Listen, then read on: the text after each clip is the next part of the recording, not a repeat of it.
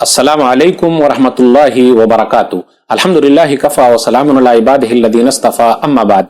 मोहतरम नाज़रीन इकराम, कुर्बानी सवाल व जवाब की नशिस्त में आप हजरात का इस्तकबाल है। आज की नशिस्त का मौजू है, क्या भैंस की कुर्बानी जायज़ है? यह भी सवाल बहुत पूछा जाता है। इस सिलसिले में उलमा के दो अक़वाल हैं। एक तो यह है कि जायज़ है, कर सकते हैं, दूसरे यह है कि जायज़ नहीं है, नहीं कर सकते। जो लोग कहते हैं कि जायज़ है वो कर सकते हैं, उनका कहना यह है कि भैंस जो है वो गाय की तरह है और गाय पर उनको मान लिया गया कि यह गाय की तरीके से है। जिस तरीके से दुम्बे के बारे में कुरान और हदीस में नहीं आया है दुम्बे का लफ्ज, लेकिन हमने दुम्बे को भेड़ और मेढ़े की तरह मान लिया है, इसलिए उसकी कुर्बानी करते हैं। तो उसी तरीके से भैंस का लफ्ज गर्चे नहीं आया, लेकिन हमने गाय की तरह मान लिया, क्योंकि गाय भी दूध देती है और भैंस भी दूध देती है।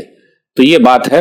वैसे कुरान करीम की एक आयत है, वलकुल्लि उम्मतिन जअलना मनसकन लियज़कुरुस्मल्लाह अला मा रज़क़हुम मिन बहीमतिल अनआम, कि हर उम्मत के लिए हमने कुर्बानी रखी है ताकि वो अल्लाह का नाम ले, बिस्मिल्लाह करें बहीमतुल अनाम, उन जानवरों पर। तो ये बहीमतुल अनाम जो है ये 8 किस्म के जानवरों पर बोला जाता है। वो 8 किस्म कौन से हैं? जैसे भेड़ मेल फीमेल, फिर इसी तरह बकरा बकरी तो 4 हो गए, फिर इसी तरह एबिल यानी ऊंट ऊंटनी 6 हो गए, फिर इसी तरह गाय और बैल तो 8 हो गए। उसी को बहीमतुल अनाम कहा जाता है। लेकिन जो लोग कहते हैं कि जायज है, तो कुरान ने सिर्फ यही नहीं कहा है कि यही 8 है, उसके अलावा मना है।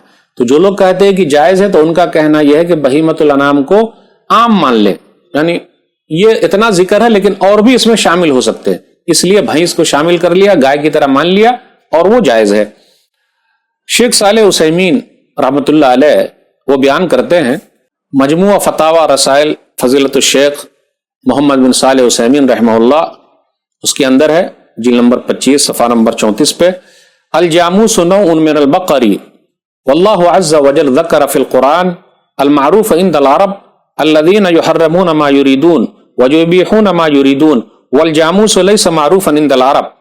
भैंस भी गाय की नस्ल से है। अल्लाह ने कुरान में सिर्फ उन जानवरों का जिक्र किया है जो अरबों के यहाँ मशहूर थे, यानी अरब के यहाँ मशहूर थे, इसलिए उसका जिक्र किया है दौर जाहिलियत में। फिर इसी तरह का अरब अपने पसंदीदा जानवरों को हलाल और अपने नापसंदीदा जानवरों को हराम करार देते थे। भैंस तो अरबों के यहाँ थी ही नहीं, यानी मारूफ मशहूर थी ही नहीं।